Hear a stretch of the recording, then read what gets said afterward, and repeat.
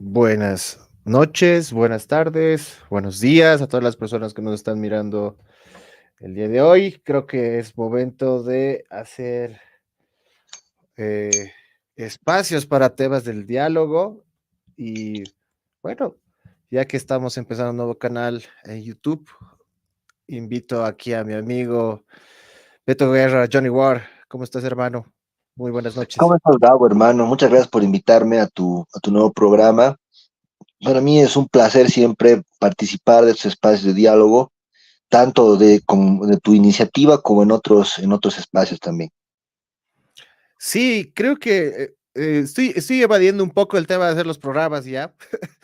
Le estoy cambiando una dinámica a algo un poco más dialógico, algo que podamos dialogar, no sea tan directo que uno haga preguntas solamente, sino que ya empecemos inclusive a dialogar y empezar a formar preguntas entre nosotros, con tal de que ya podamos generar y parir nuevas ideas, ¿no? De lo que está sucediendo y más ahora que ha pasado un intento de golpe de Estado muy fuerte, ¿no?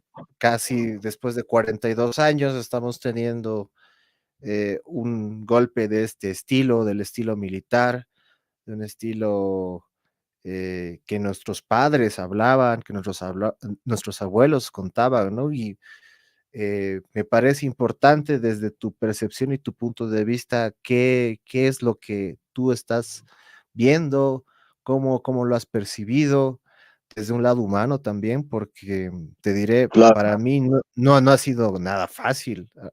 O sea, nuestros abuelos y papás contaban de que tenían esos miedos, ¿no? Cuando llegó el 2019, ese pánico que nacía. Y eso es una primera pregunta que quisiera hacerte, ¿no? Porque, como te digo, yo no estoy teniendo un buen sueño, la verdad, o sea, como que los pánicos del 2019 de lo que ha sido las persecuciones, lo que ha sido las masacres y todo lo demás, me han levantado nuevamente ese tipo de acciones y sí. humanamente yo creo que hay muchos compañeros con esa lógica. Creo que empecemos desde el humano, ¿no? En ese sentido. Mm. Bueno, como tú, yo también personalmente he padecido, ¿no? El golpe de Estado del 2019 y además mi familia viene ya como de varias generaciones de personas, ¿no? Que han sido exiliadas a diferentes destinos por su actividad política, ¿no? Desde mi tatarabuelo, incluso antes. Entonces, no sé por qué extraña razón pasa eso en mi familia y la verdad que sí hemos pasado situaciones muy graves, ¿no? Por los golpes militares. Bueno, incluido también la migración de mi padre a México como exiliado, ¿no? Él era dirigente de la FUL en su tiempo y bueno, yo nací por eso allá.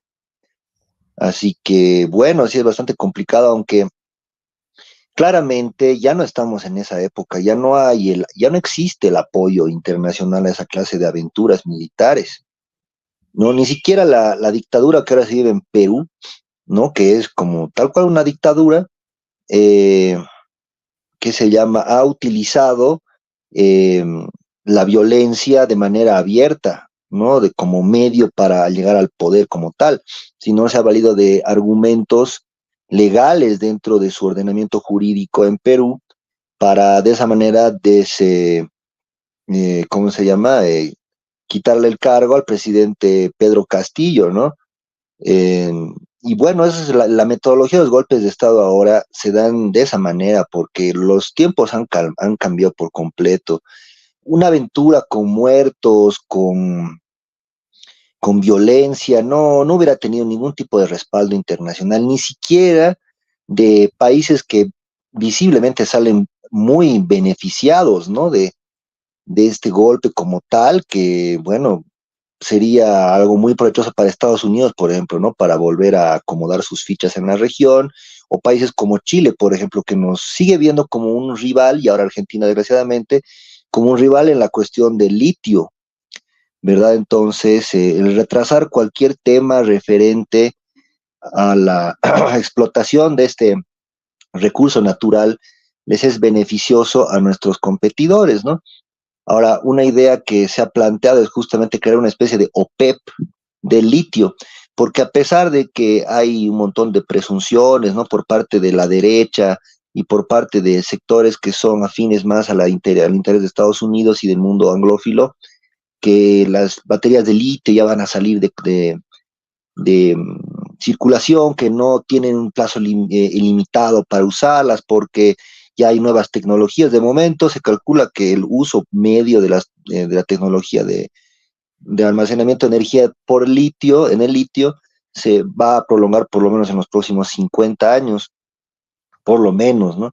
Y así que no creo que tengamos tanto problema por ese lado.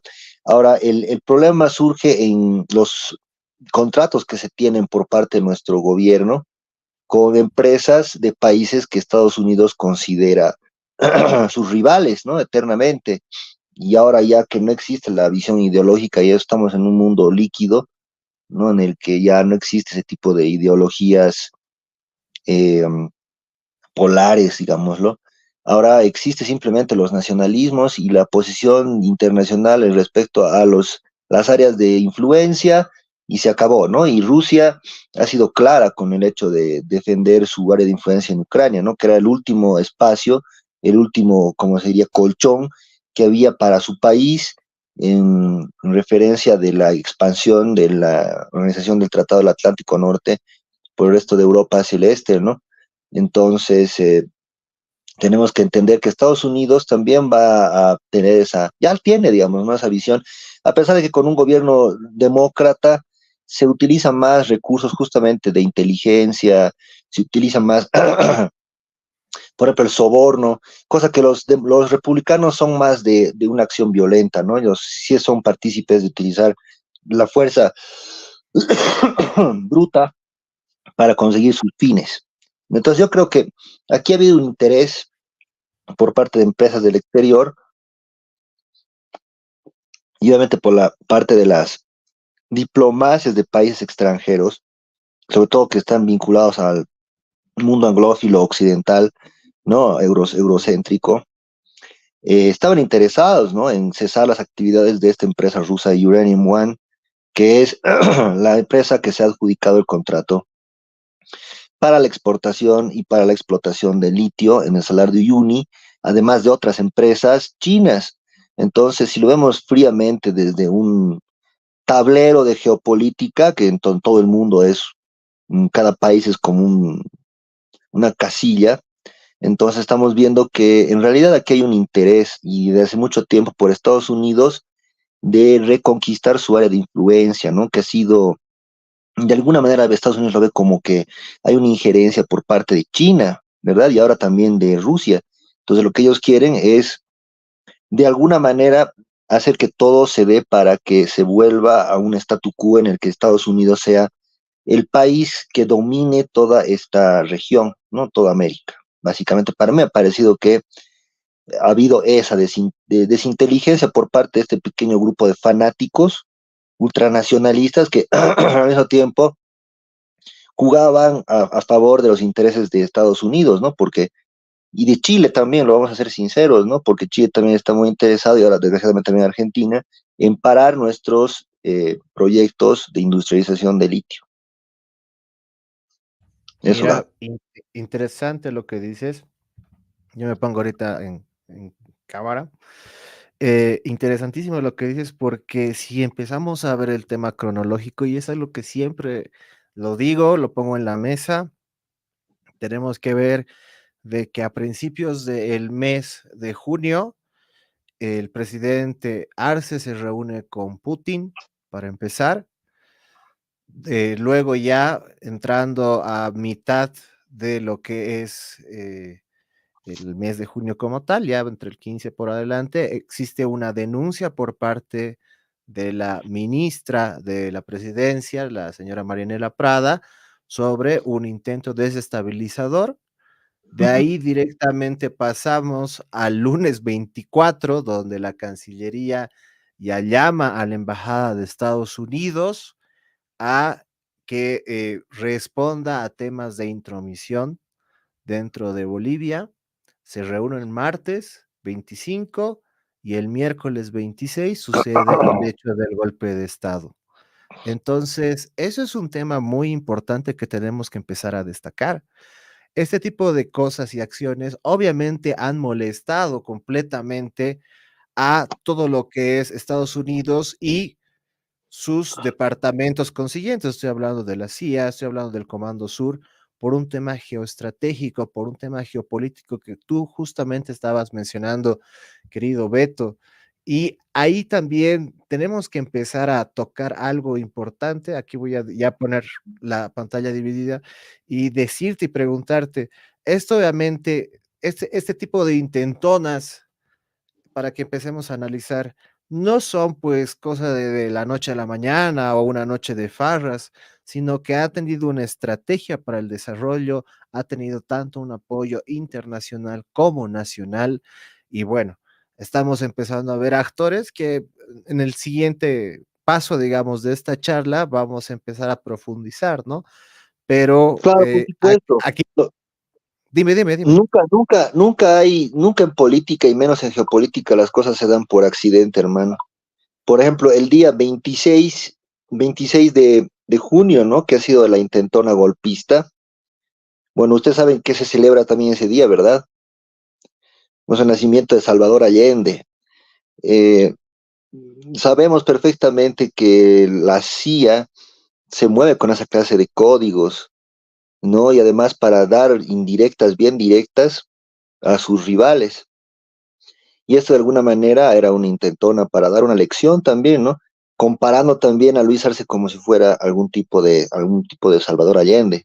Obviamente que el compañero Luis Arce viene de otro lado, ¿no? Él justamente es como la persona de ese momento, ¿verdad? Porque Evo Morales no podía candidatear y Evo Morales tampoco quería que el candidato que había elegido el pacto de unidad, que era David Choquehuanca, sea como tal el candidato porque iba a ser presidente, y de vicepresidente estaba Andrónico Rodríguez, que tampoco él deseaba tenerlo como vicepresidente, ¿no? Porque ustedes no saben, o sea, quizás saben muchos de los que ven, pero Andrónico Rodríguez le disputa territorio a Evo Morales en el trópico, ¿no? Como dirigente.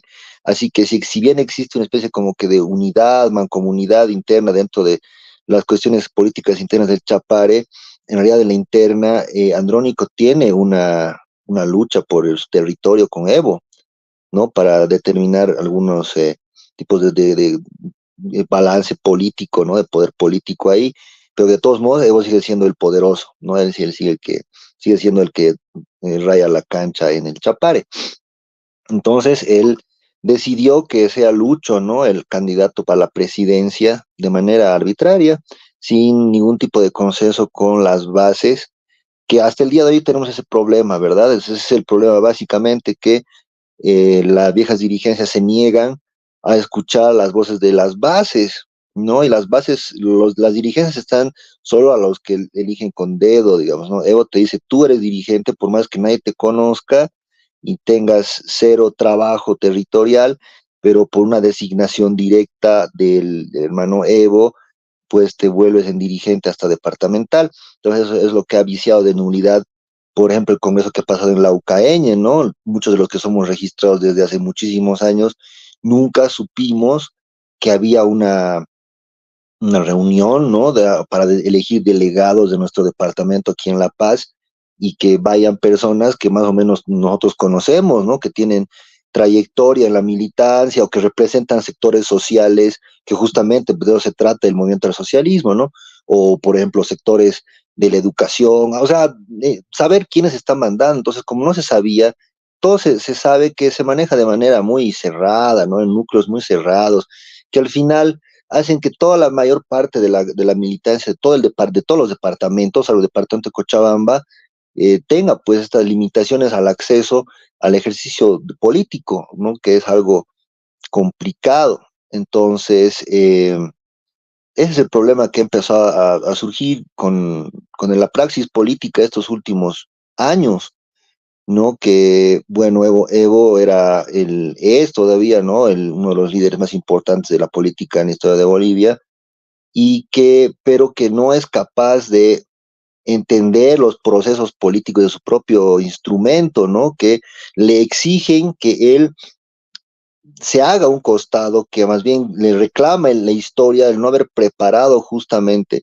a a un equipo de cuadros que ya con su juventud puedan llegar a satisfacer las necesidades de los cuadros que van a requerir nuestro movimiento, pues en el futuro, o de qué se trataba al final, o era una cosa, un experimento así del momento, y bueno, pues la militancia que ha ido apareciendo durante todos estos años no nos parece, ¿no? Que es algo coherente, además por todo lo que se ha entregado, ¿no? No solo ha sido Evo el único que ha construido el proceso de cambio, sino han sido muchas personas que son anónimas, incluso que han entregado todo de sí para hacer que este proceso tenga un sentido y que haga realmente un cambio en el país, ¿no? Un cambio a favor de las grandes mayorías que estaban desplazadas.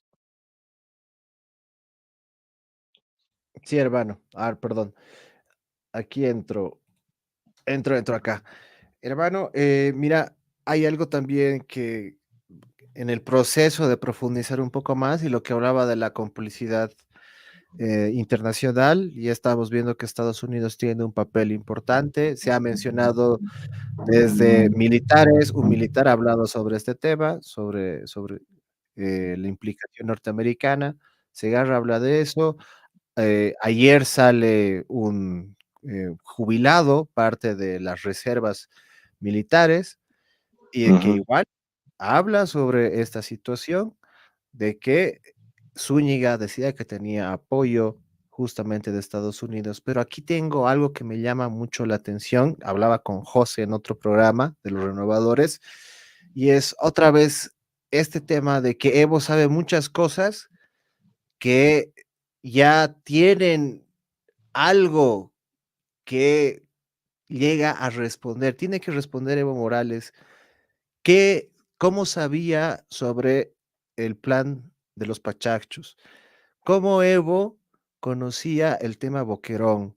¿Cómo Evo, 40 minutos después de tener, la plaza Murillo tomada por estos militares, conocía de los francotiradores cuando recién 3 días después, el viernes, o 2 días después, perdón, el viernes, siguiente, el viernes 28, se hablaba recién sobre cómo había sido la logística para llevar a estos francotiradores a Plaza Murillo? Entonces, esa es una pregunta que también tenemos que empezar a analizar. La las, advertencias, entre comillas, pongo, de Evo Morales sobre este plan, ¿eran más una amenaza? Era más decir: "Yo conozco sobre la información, yo sé lo que va a pasar", y estaba buscando victimizarse, o había un plano general mucho más grande ahí, Beto? bueno, definitivamente hay algo muy extraño ahí, ¿no? Porque realmente tiene acceso a información muy detallada y muy sensible, ¿verdad? Y bueno, no está mal, tiene su red de gente que le es muy fiel, ¿no? Y me parece que es, bueno, valorable, ¿no? A mí personalmente mucha esa gente me parece que son interesados, que están vendiendo sus indulgencias, ¿no? Tratando de comprar su, eh, su congraciarse, ¿no? Con Evo para, si hipotéticamente vuelve al poder, que está muy difícil, la verdad, yo les digo que no sé qué están viendo, y tener algún tipo de beneficio, ¿verdad? Entonces, me parece que sí existe algún tipo de fuga de información, ¿no? Por parte de algunos elementos que forman parte del gobierno, porque recordemos, ¿no? Que todos éramos masistas al final, ¿no? No había ningún tipo de diferencia, y de hecho para la derecha no hay diferencia, es una diferencia que solo la vemos los masistas, y que de alguna manera tiene que ver con un proceso que cada vez me parece que se aproxima más al MNR, ¿no? Que a ninguna otra cosa. Y bueno, sabemos que mucha gente que trabajaba con Evo sigue trabajando en este gobierno, mucha gente de confianza de Evo sigue trabajando en este gobierno, así que es muy fácil que le llegue información, ¿no? Sobre todo si es que no se manejan los círculos, ¿no? de información de manera cauta, em, es muy probable que se pueda filtrar las cosas, ¿no? Porque como les digo, hay mucha gente que sigue siendo partidaria de la visión de Evo, ¿no? Personalmente a mí me parece un grave error histórico porque justamente el caudillismo nunca nos ha llevado a nada positivo. Al final el caudillo para poder sobrevivir políticamente, incluso físicamente, tiene que vender todo su discurso con el cual él ha comenzado, ¿no? Y eso ya se ha visto con justamente Paz Extensor, ¿verdad? Entonces, lastimosamente, no queremos ver eso que pase en nuestro movimiento, lastimosamente, pero todo indica que estamos yendo hacia ese camino, ¿no? Lo cual nos desilusiona un poco, nos hace cuestionarnos, ¿no? Acerca del trabajo que se ha hecho durante tantos años, lo que uno ha puesto al asador para el beneficio del colectivo más que de uno, porque si el colectivo se beneficia, uno se beneficia también. Esa es la idea básica, ¿no? Del trabajo en la sociedad. Y sí, o sea, lo importante es entender que Evo Morales sigue teniendo un grado de injerencia importante em, en las diferentes instancias del gobierno. No, o sea, no solo por ser líder de la facción, entre comillas, radical del Chapare, sino porque aún dispone de esta capacidad de mando, ¿no? De hablar con gente en diferentes instituciones, ministerios, incluso en las Fuerzas Armadas, para pedir parte prácticamente, ¿no? Y le dan parte, eso es lo peor. Entonces, hay eso todavía, mucha gente no se está dando cuenta de la realidad del panorama político como se está poniendo, y yo creo que es algo peligroso. Sí, la verdad que sí, hermano. Eh, y creo que aquí también hay algo que tenemos que resaltar y es este alineamiento, ¿no? Que hubo de Evo con derechas internacionales y eso es fuerte, ¿sabes qué? Eso tenemos que tiene que sobresalir, perdón, esta alianza de Evo con las derechas internacionales porque ya Milei sacó un comunicado en contra de Bolivia muy duro y eso ha sido a partir del comunicado de Evo Morales que lo sacó el domingo en la noche diciendo mil disculpas al mundo, aquí ha habido un autogolpe, uno para empezar. Estados Unidos igual ha dicho que a partir de los comentarios de Evo Morales están observando la situación en Bolivia. Carlos Sánchez Berzaín Imagínate que a Estados Unidos parafrasea. le importa lo que dice Evo Morales. Ya te está diciendo claramente quiénes han hablado con quiénes y qué es lo que están buscando, ¿verdad, Gabo? Claro, pero imagínate, está dando línea hasta Carlos Sánchez Berzaín.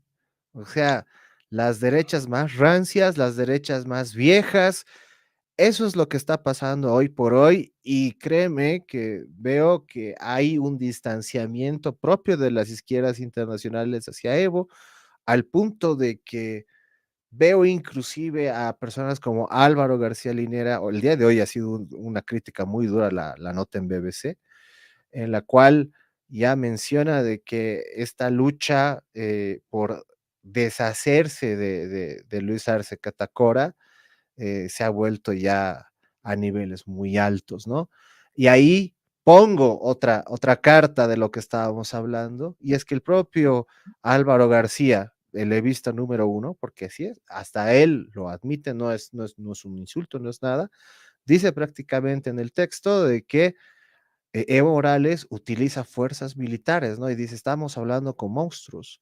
Y hace una crítica tanto a Luis Arce como a Evo, ¿no? Pero ahí afirma nuevamente esta conexión por parte de Morales con estos sectores militares. Entonces, ahí nos genera unas dudas muy fuertes por parte de lo que ha sido el movimiento de Evo y los evistas como tal, porque no solamente es Evo, ¿no? Aquí estamos viendo una parafernalia de personas al punto de que estaba viendo ahora a una de las diputadas justamente de la asamblea que decía y mencionaba de manera firme, ¿no? Yo no vi evistas movilizarse por la democracia, en cambio vi sonrisas, lo cual yo dije, mira, aquí ha habido algo de un contubernio, ¿no? Aquí ha habido alianzas nuevamente, como las vimos, para que Andrónico sea presidente, que ha firmado documentos cruzando ríos de sangre, ¿no? Entonces, Claro, no hay manera eso es a ver, de negar eso, ¿no? O sea, desde el sí, punto de vista jurídico, si tú has firmado un documento de una agenda en común, no hay manera ya de... Pero eso además, si te pones a pensar, Gabo, yo creo que lo ha hecho a propósito el mismo Evo, ¿no? Para tenerlo, como les digo, ya les he dicho, Andrónico Rodríguez, para la mayor parte de la gente, puede parecer muy cercano al Evo, pero el Evo también lo ve como un posible rival. Entonces, nadie va a negar que Evo Morales es un tipo con una experiencia política inmensa.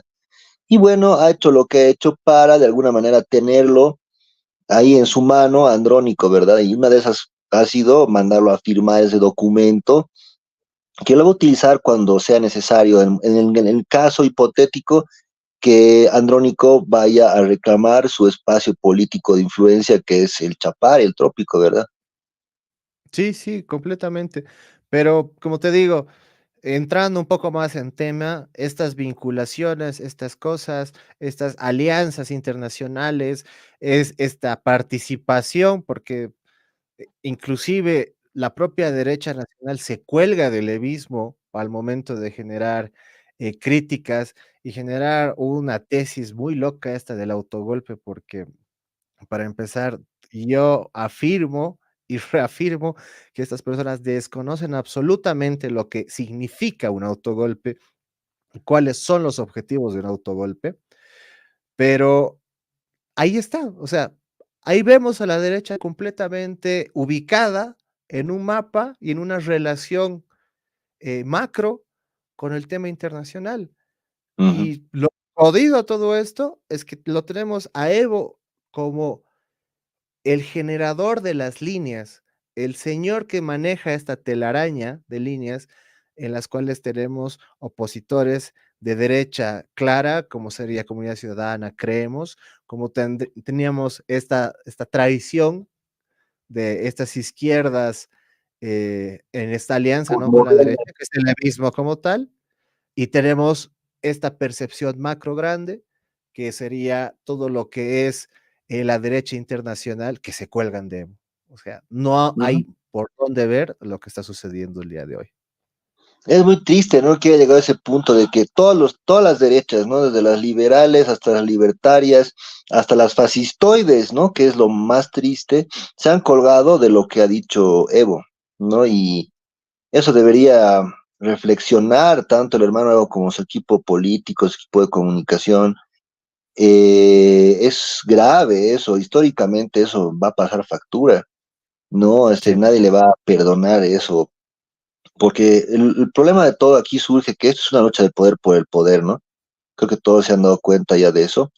Y yo ujú, creo que hay límites, ¿no? Y sobre todo si vas a pactar con la gente que incluso, o sea, la ha mandado a intentar matar al Evo, ¿no? O sea, no nos olvidaremos que la derecha más conservadora de Bolivia lo ha intentado matar al Evo Morales, al mismo que ahora está transando con ellos para volver al poder. Y seguramente también alguien ha transado, o sea, alguien los ha sentado a ellos a que negocien. Y es muy probable que ese facilitador haya sido justamente la embajada de Estados Unidos, ¿no? Porque el interés que tiene Estados Unidos, ante todo, es de cualquier manera sacar a Rusia y a China de su zona de influencia, que es también Bolivia. Y es, no olvidemos, por favor, que Bolivia es una zona estratégica geopolíticamente hablando, a pesar de que no tenemos mar, pero somos el centro geográfico de un continente muy rico en recursos naturales. Ya, ujú. y ser el centro geográfico de un continente como este significa muchas cosas. Y eso lo saben perfectamente las potencias y lo sabe perfectamente Estados Unidos, más allá de nuestros recursos naturales y todo eso. Es una posición estratégica que la quiere volver a reconquistar Estados Unidos para sus fines, obviamente, para su seguridad interna, que obviamente si eres muy consumidor de Hollywood te va a parecer perfecto, muy bien que defienden sus intereses, pero es que sus intereses no tienen nada que ver con los nuestros, ¿verdad? Entonces, eso es lo que yo creo que está pasando, ¿no? Sí, es importante. Bueno, ya hemos llegado a los 30 minutos, así, cabalingo. Y bueno, Para terminar el primer capítulo de hoy, yo quisiera que me des unos comentarios finales, lo que analizas y bueno, tus percepciones de a dónde vamos a llegar con esto, ¿no? ¿Qué va a pasar Claro. con el gobierno? ¿Qué va a pasar con Evo? ¿Qué va a pasar con ¿Mm? la derecha, tanto nacional como internacional? Te doy, Betito, el tiempo. Bueno, lo que ha pasado el otro día, lo que ha servido para algo es para que todo el mundo, ¿no?, se dé cuenta de la situación que está pasando en Bolivia y dejar claro, ¿no?, que hay intereses por fuera, ¿no?, de nuestra política interna que están buscando la desestabilización en nuestro país para de esa manera aprovechar ese momento de pánico, digámoslo, ¿no?, ese momento de inestabilidad política para sacar sus provechos, sobre todo en lo referido a los contratos de litio, no lo que se está buscando y como lo que ya se ha visto que ha pasado el 2019 con los contratos, por ejemplo, con Alemania, y cuando se da el golpe de Estado, pensando Alemania que siendo occidentales iban a ser aliados de Estados Unidos y que qué sé yo, bueno, una de las primeras directrices que se dio, ¿no?, en el gobierno de Áñez fue rescindir esos contratos con las empresas alemanas. Así que aquí la cosa es algo geopolítico con el manejo del litio, ¿no? Además que, como les he dicho, es una posición geográfica, geopolítica importantísima la de Bolivia, eso también lo sabemos porque están trazadas las rutas bioceánicas por nuestro país y obviamente también les conviene a algunos países generar inestabilidad para así que ese proyecto no se concluya y no y pase por otras zonas. Además, ¿no? Pero bueno, entonces entendamos que esta acción que ha pasado el otro día ha sido la concatenación de situaciones que se han venido dando, intentando generar un ambiente propicio para dar un golpe de Estado, ¿no? ¿Qué quiero decir? Que seguramente en su calendario ya iba a pasar una molestia general de la gente por la cuestión, no sé, de los dólares, de la comida, etcétera, pero como el gobierno ha logrado controlar, de cierta manera, todos esos problemas en el tiempo que pasaba el calendario para dar este golpe de Estado, no se han venido cumpliendo, ¿no?, esos puntos para poder generar apoyo popular para una cosa tan aventurada y tan loca como un golpe de Estado, ¿no? O sea, además un golpe de Estado militar, por lo que yo creo que ha fallado este golpe de Estado por eso justamente, porque en la planificación previa, que obviamente no ha tenido que ver esta gente que solo ha sido el brazo armado militar, ¿no?, se tenía que dar ciertos pasos, tenía que concluir ciertos pasos que no se han logrado concluir, ¿no? Y eso tenía que generarse con la escasez de dólares, con la escasez de diésel, con la escasez de, no sé, pues de alimentos, ¿no? Que estaban con el tomate haciendo X, Z. Entonces, hay que estar atentos porque si bien no se ha dado en ese calendario o sea, todo lo que esperaban para poder dar un golpe de Estado de manera que la gente apoye, van a tratar de seguir generando estas condiciones para que la gente apoye, ¿no?, un golpe de Estado militar y que en ese lapso de tiempo, en teoría, se llame elecciones y lo que se puede ver, porque bueno, no hay que ser un científico de cohetes, es que la intención es obviamente sacar a estos que se llaman, hacen llamar presos políticos, que en realidad tienen una carga penal enorme por haber generado la muerte de tantas personas, y al mismo tiempo también habilitar a Evo para que sea candidato el 2025, ¿no? Porque es básicamente por lo que ha habido este cisma interno en el MAS, ¿no? Y no es tanto en sí la cuestión de Evo, sino la gente que acompaña a Evo, que sabemos perfectamente que cómo es, ¿no? Entonces, eso, hermanos, muchas gracias por acompañarnos en este programa, no programa de nuestro hermano Gavinsky. Te deseo todo lo mejor en este programa, mi hermano, y cuando quieras, sabes que cuentas conmigo. Claro que sí, hermano. Mira, y yo en las conclusiones finales lo vuelvo a decir, me llama mucho la atención cómo Evo Morales sabía del plan Boquerón con anticipación. Me da mucha curiosidad saber cómo Evo Morales conocía la planificación, el movimiento de tanquetas y todo lo demás. Lo vuelvo a decir, me da mucha curiosidad cómo Evo sabía 40 minutos después de la toma de Plaza Murillo, antes que nadie, que habían francotiradores en el lugar y había un movimiento de francotiradores también.